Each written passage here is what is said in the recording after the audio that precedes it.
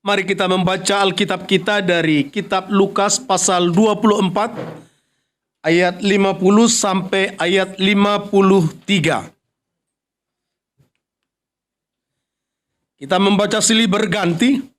Saya ayat genap, Bapak Ibu, dan dimanapun engkau pada saat ini yang mengikutinya, dan kapan saja, saudara-saudara ayat ganjil.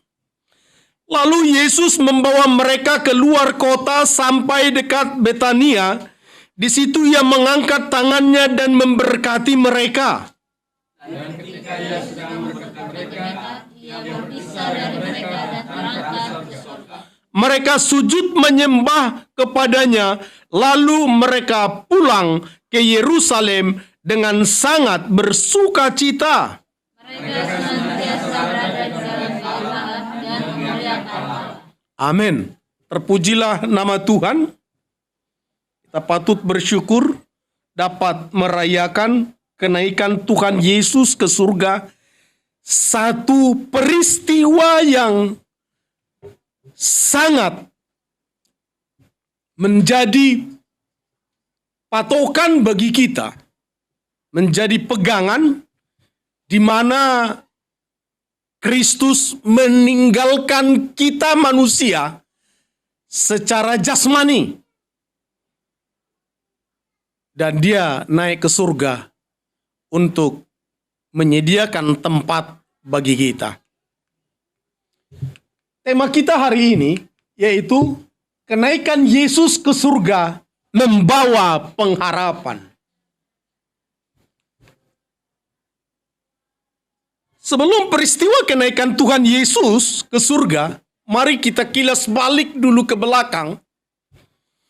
Setelah ribuan tahun umat Israel menanti-nanti Mesias, dan Mesias yang dinantikan orang Israel datang lewat Yesus.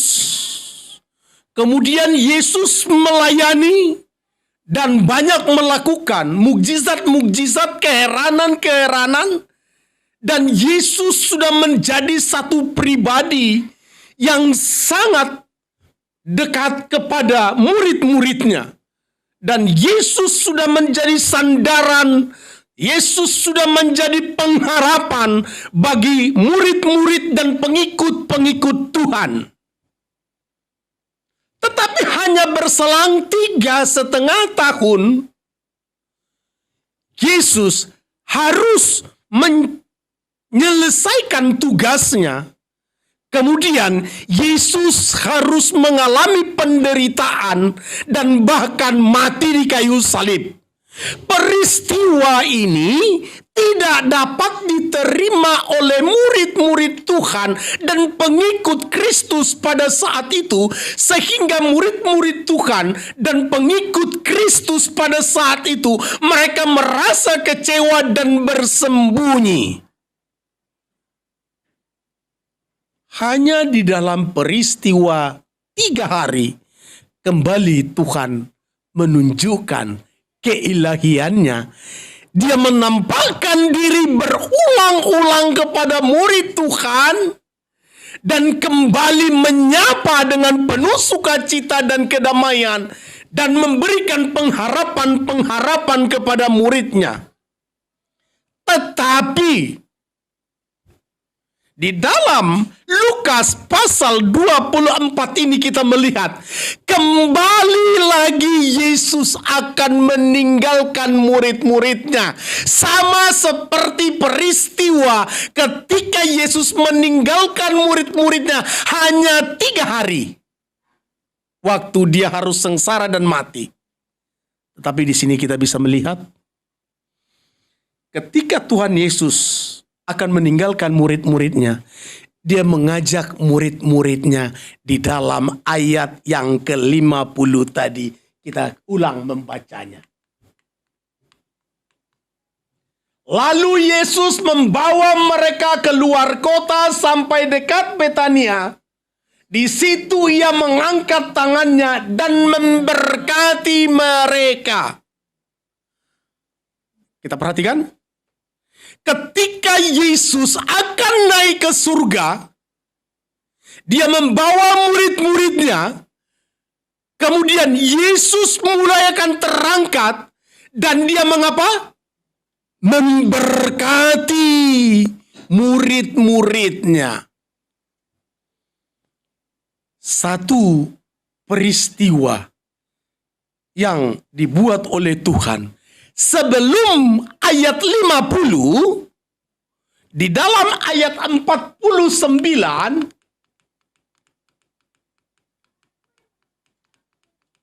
kita mundur dulu ke ayat 49. Mana ini ayat 49? Ya. Dan aku akan mengirim kepadamu apa yang dijanjikan Bapakku, tetapi kamu harus tinggal di dalam kota ini sampai kamu diperlengkapi dengan kekuasaan dari tempat tinggi. Sebelum sampai ke dalam ayat 50, Tuhan Yesus telah terlebih dahulu membuat satu janji bahwa Allah Bapa akan melengkapi murid-murid Tuhan, mengutus Roh-Nya yang kudus. Ya. Bapak Ibu yang dikasih oleh Tuhan. Ketika Yesus membawa mereka keluar kota sampai dekat Betania, di situ ia mengangkat tangannya dan memberkati mereka. Sebelum peristiwa pemberkatan, sebelum peristiwa Yesus naik ke surga, urutannya ayat 49, Yesus sudah terlebih dahulu mengapa? Menyatakan satu janji yang menjadi pengharapan bagi umat Tuhan. Di sini kita melihat hubungan emosional. Tuhan tahu apa yang terbaik bagi murid-muridnya. Karena Tuhan melihat ketika Tuhan akan menyelesaikan tugasnya sebagai pribadi manusia di kayu salib, itu satu peristiwa yang sangat sulit diterima oleh murid-muridnya. Tuhan Yesus tidak ingin itu terulang kembali, sehingga pada saat Yesus akan naik ke surga, dia membuat terlebih dahulu menyatakan satu janji yang akan digenapi oleh Bapa di dalam surga. Kemudian dia memberkati umatnya, murid-muridnya itu. Tuhan tahu persis apa yang dibutuhkan oleh murid-muridnya. Ada hubungan emosional antara guru dan murid, antara bapa dan anak. Hubungan yang ada koneksi. Ketika ada koneksi yang bagus, ada hubungan yang intim antara guru dan murid, guru tahu apa yang dibutuhkan oleh murid itu. Bapa tahu apa yang dibutuhkan oleh anaknya itu. Sehingga Yesus memberkati mereka.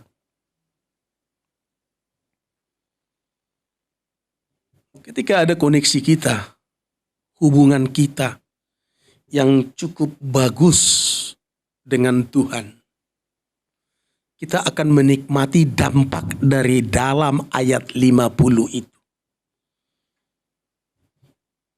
Mengapa begitu banyak orang merasakan dampak daripada berkat Tuhan itu tidak begitu membawa sukacita bagi mereka?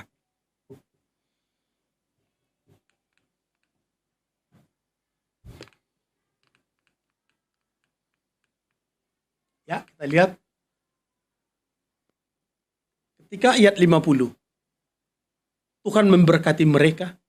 Apa yang terjadi? Sama-sama kita baca ayat 52b. Satu, ya. Mereka pulang dengan sangat. Ada satu alasan.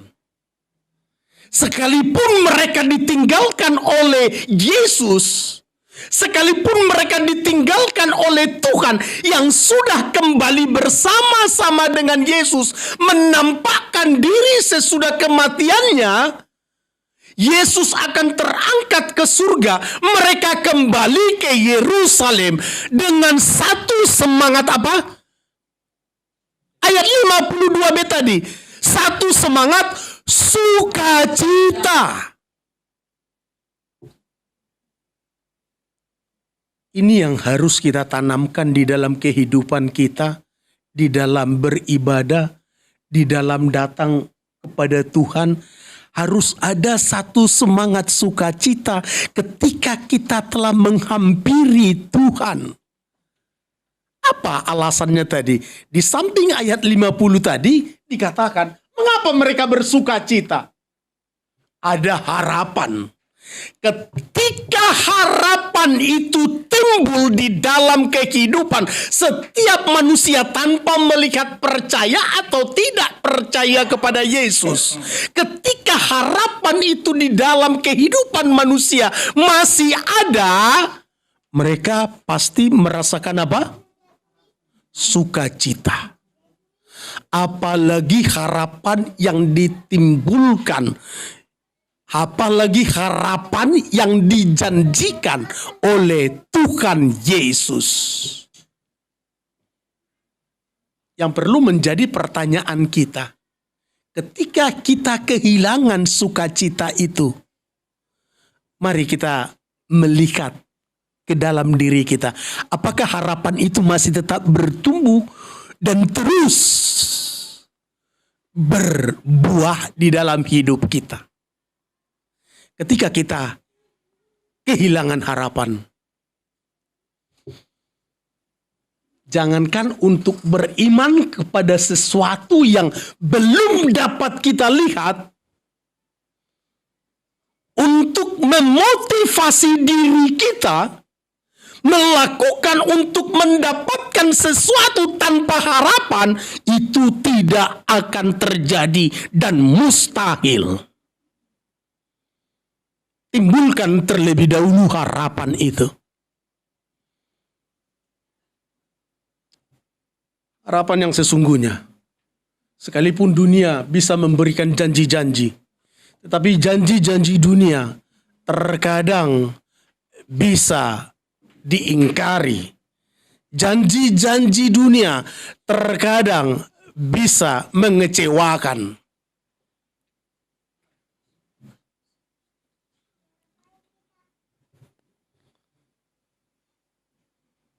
Bapak Ibu yang dikasih oleh Tuhan Yesus, ketika kita berjanji supaya menimbulkan harapan kepada orang yang menerima janji kita, mari kita belajar untuk konsisten, untuk tetap komitmen kepada janji kita. Kita akan merasa kecewa ketika ada orang yang berjanji, tetapi janjinya itu tidak ditepati.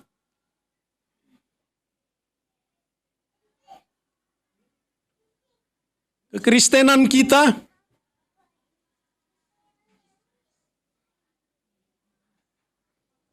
kehidupan rohani kita bisa terlihat bagaimana kita menggenapi janji-janji kita. Dari situ akan terlihat apakah janji kita, perkataan kita bisa dipegang oleh orang yang sudah menerima janji dari diri kita. Ketika Tuhan berjanji, bukan tidak bisa dia tidak menepati janjinya. Tetapi ketika Tuhan Yesus berjanji, sekalipun nyawanya dan dia menderita, dia menggenapi janjinya, dan disitulah ketuhanan Tuhan itu semakin nyata dan besar. Kekristenanmu akan terlihat bagaimana engkau menepati janjimu. Dimanapun kau pada saat ini, kapanpun engkau pada saat mendengarkan firman Tuhan ini, engkau akan dilihat dari janjimu. Ketika engkau menjadi seorang bisnismen, pengusaha, tapi engkau tidak menepati janjimu, kredibilitasmu sebagai pengusaha, bisnismen, orang yang percaya kepada Kristus akan terlihat dari janji-janjimu. Bapak Ibu yang dikasih oleh Tuhan, jemaat The Chemistry, mari kita melihat janji itu yang menimbulkan pengharapan bagi orang yang menerima janji. Sehingga sungguh-sungguh kita ketika berjanji dan janji itu kita lakukan, konsekuensi apapun yang terjadi, disitulah kekristenanmu itu, disitulah Kristus itu semakin tampak. Mengapa mereka bersuka cita? Di samping mereka sudah melihat janji yang menjadi pengharapan mereka, mereka diberkati di dalam ayat 50.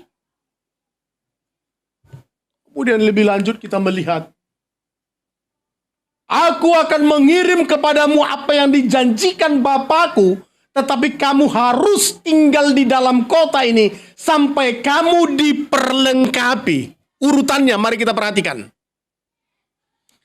Sesudah janji itu disampaikan oleh Yesus, Yesus memberkati mereka, Yesus terangkat ke surga, mereka pulang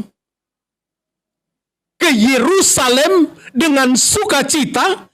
Kemudian kita lihat di dalam ayat 53. Apa dibilang? Ayat 53 sama-sama satu ya. Mereka senantiasa berada di dalam bait Allah dan memuliakan Allah. Urutannya. Sesudah mereka pulang di dalam satu sukacita, mereka akan menerima janji Allah. Mereka pulang ke Yerusalem, kembali ke bait Allah. Apa yang mereka lakukan di bait Allah? Senantiasa berada di dalam bait Allah dan memuliakan Allah. Luar biasa. Kalau dapat kita ceritakan aplikasinya, mereka kembali ke gereja dan mereka bergosip di gereja. Mereka menceritakan hal-hal yang tidak baik di gereja. Ada yang demikian? Ada yang demikian? Banyak. Bapak Ibu yang dikasih oleh Tuhan, mari kita tangkap pesan itu supaya gereja kita ini, chemistry ini boleh bertumbuh dan berkembang. Bagaimana ketika roh Tuhan itu dicurahkan pada hari Pentakosta, pertumbuhan gereja itu pesat sekali terjadi. Gereja bukanlah tempat kita untuk bergosip. Gereja bukanlah tempat untuk kita berpolitik. Gereja tempat kita untuk bagaimana memuliakan Tuhan. Memuliakan Tuhan, bersekutu bersama Tuhan. Memecah-mecah roti bersama umat Tuhan. Sharing, belajar kebenaran firman Tuhan.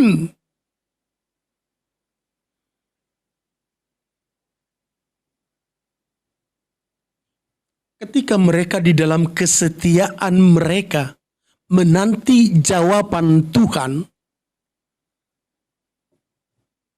mereka yang terlebih dahulu menikmati pencurahan roh Tuhan. Mereka menunggu. Ada satu kesetiaan.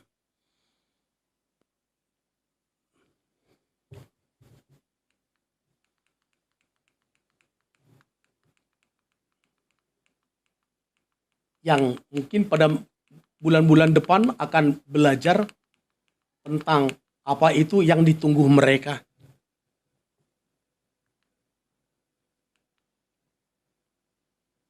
Ada satu ilustrasi. Seorang ibu yang dilengkapi oleh anaknya dengan biaya hidup, tapi tanpa disadari oleh ibunya itu. Sehingga dia menderita di dalam kesengsaraan di atas perlengkapan yang sudah dilengkapi oleh anaknya. Dengan bersusah payah, si orang ibu menyekolahkan anaknya.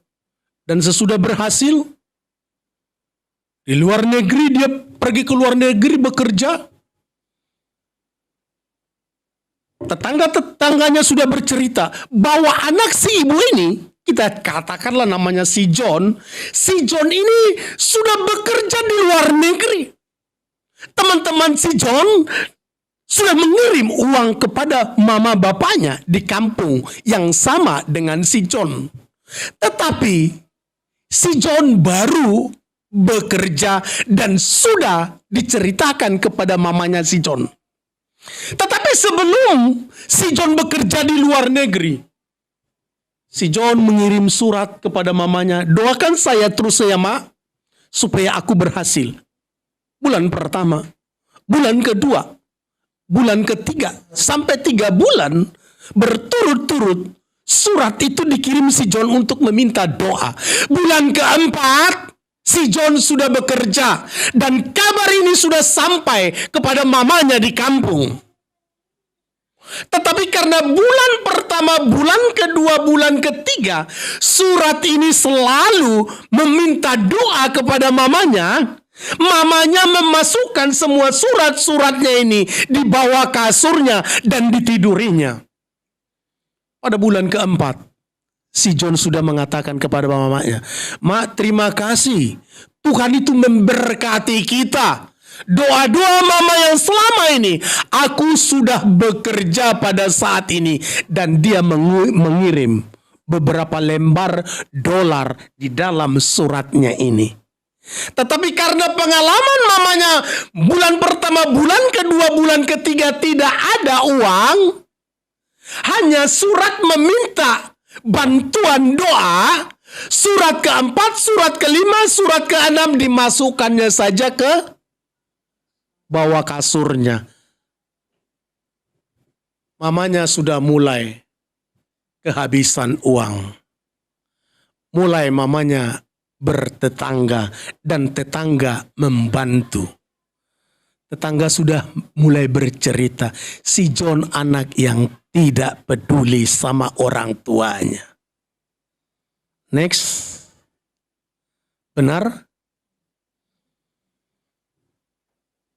Sesudah tetangga-tetangga menyadari si John di sana sudah bekerja, tetangganya bercerita kepada mama si John, anakmu sudah bekerja. Masa tidak ada kiriman? Tidak. Surat pertama, surat kedua, surat ketiga ada. Saya masukkan semuanya. Coba kita lihat, kata tetangga-tetangga. Mereka lihat. Surat pertama, surat kedua, surat ketiga kosong. Surat keempat ada. Mereka buka surat keempat. Si John bersyukur dan berterima kasih dan mengatakan, aku sudah bekerja dan ada titipan dolar di dalam suratnya itu. Bulan kelima ada titipan dolar di dalam suratnya itu.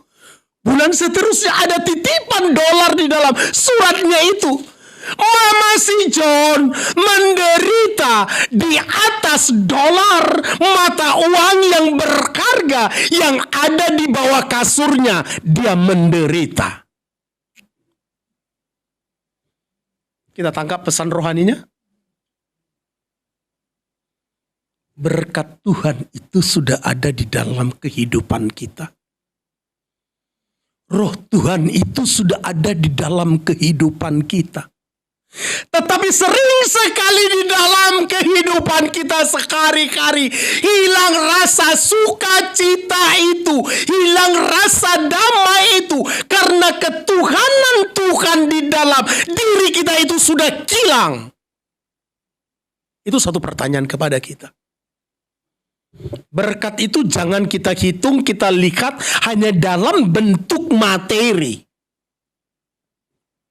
Sering sekali kita tidak merasakan ketuhanan Tuhan di dalam hidup kita. Setuju? Setuju? Mari kita ingat si ibu ini. Dia kekurangan di atas berkat yang dia tiduri. Roh Tuhan itu sudah ada di dalam kehidupanmu. Hai engkau yang mendengarkan khotbah ini.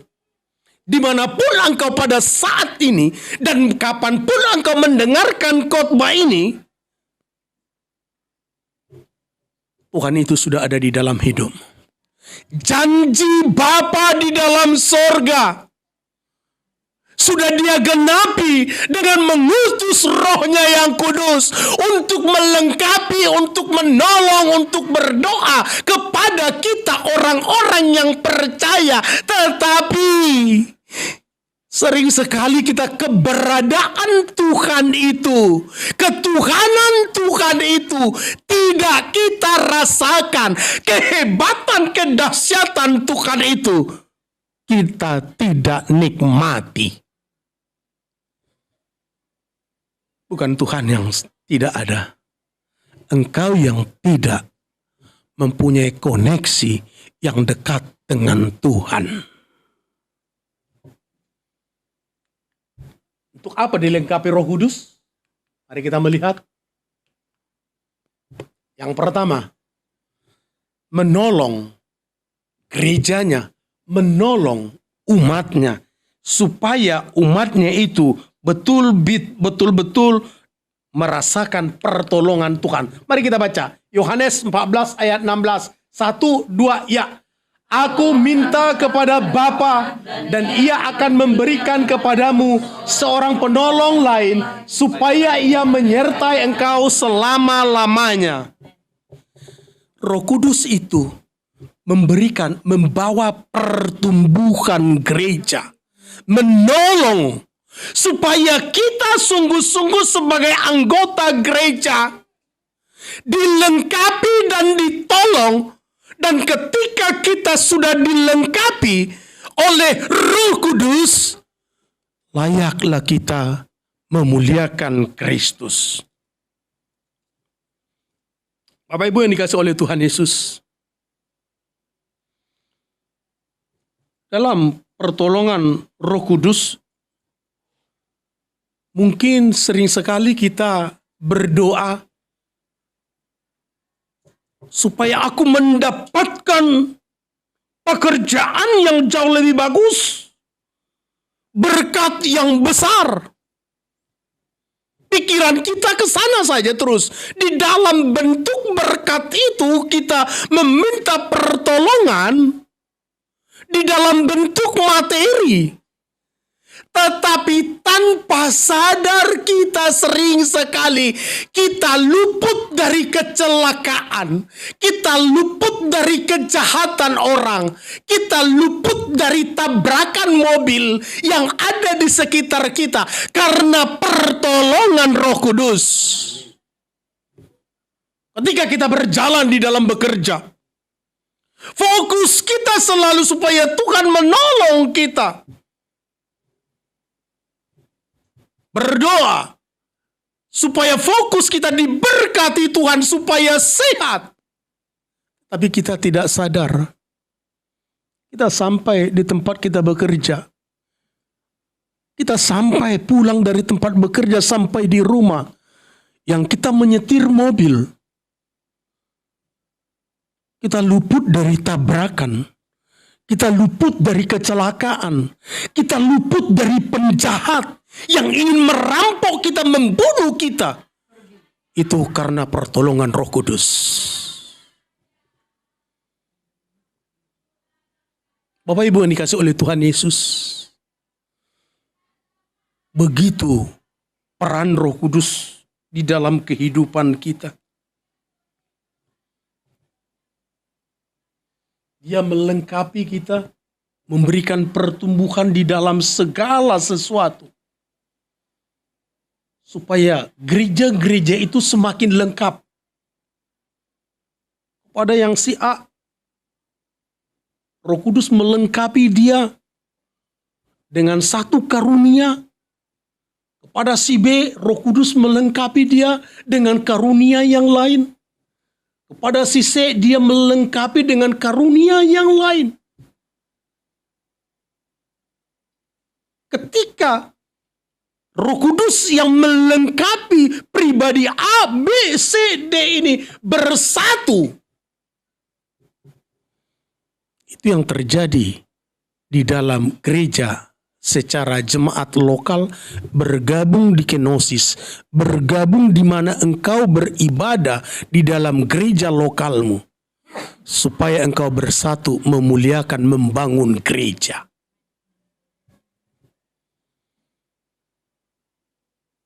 Untuk itu,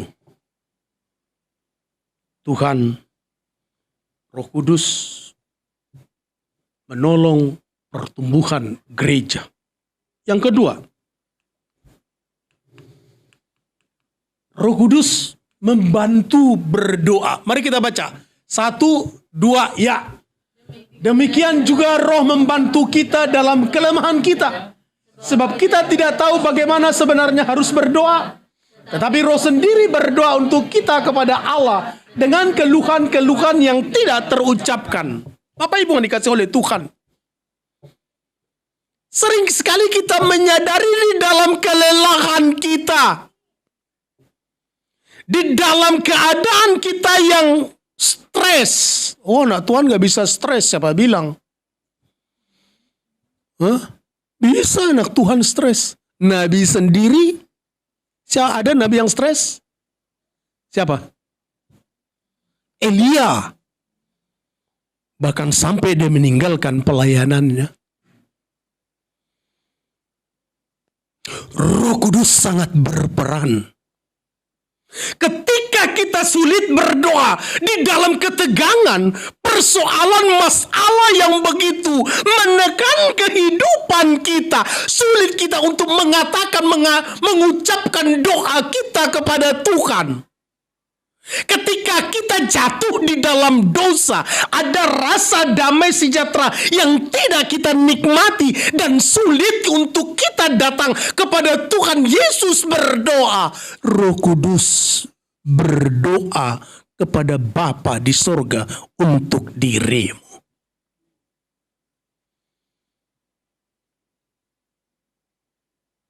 Itulah yang dijanjikan.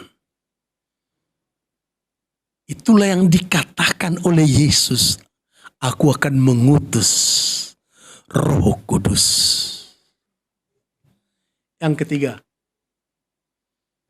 di samping yang pertama tadi apa? Peran Roh Kudus memberikan pertumbuhan bagi gereja. Yang kedua apa?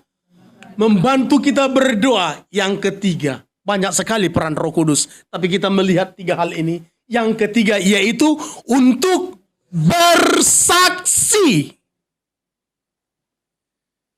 Bersaksi. Tahu satu arti saksi? Ketika di dalam pengadilan, seorang saksi itu bagaimana? Menceritakan apa yang dia lihat dan yang ia rasakan. Ketika dia menceritakan bukan yang dia lihat dan yang dia rasakan, berarti itu adalah saksi, ya, saksi palsu. Ceritakan dan katakanlah apa yang kau lihat dan kau alami bersama dengan Tuhan. Saksikan semuanya. Jadilah menjadi saksi yang hidup. Untuk itu peran Roh Kudus diutus kepada dirimu jemaat di Chemistry. Diutus kepadamu engkau yang mendengarkan khotbah ini. Saksikan Yesus Kristus adalah juru selamat dunia. Saksikan bagaimana pengalaman-pengalaman rohanimu bersama Tuhan dan engkau luput dari satu persoalan ke persoalan lain dan engkau ada sampai pada saat ini mendengarkan firman Tuhan karena peran Roh Kudus.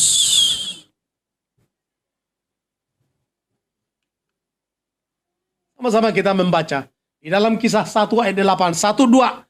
Tetapi kamu akan menerima kuasa kalau Roh Kudus turun ke atas kamu. Dan kamu akan menjadi saksiku di Yerusalem, di Yudea, dan Samaria, sampai ke ujung bumi. Wow, dahsyat.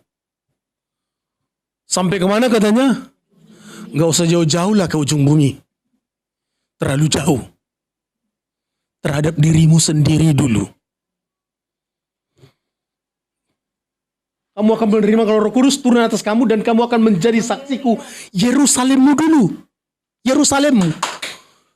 Dirimu dulu. Kau saksikan Kristus kepada dirimu dan kau ceritakan kepada orang. Nggak usah sampai ke seluruh bumi, ke ujung bumi. Bisa engkau menerapkan apa yang sudah kau janjikan dan kau lakukan, kau sudah jadi saksi. Kekristenanmu terlihat. Bisa kau berperan sebagai seorang suami. Bisa kau berperan sebagai seorang istri. Bisa kau berperan sebagai anak. Dan tanggung jawab anak itu bagaimana ketika dia sekolah, ketika dia kuliah. Dan dia nyatakan, kau sudah menjadi saksi. Apapun profesimu, lakukan menghadirkan Kristus di dalam setiap profesi. Nggak usah harus di mimbar. Kondektur pun kau kondektur yang menghadirkan Kristus di dalam kekondekturanmu. Kau sudah menjadi saksi bagi Tuhan. Amin. Apapun profesimu, dimanapun engkau berkarya, hadirkan Kristus. Ketika engkau melakukan itu, Roh Kudus yang bersaksi atas dirimu. Dan akhirnya Kristus dimuliakan. Saya mengatakan, jemaat The Chemistry,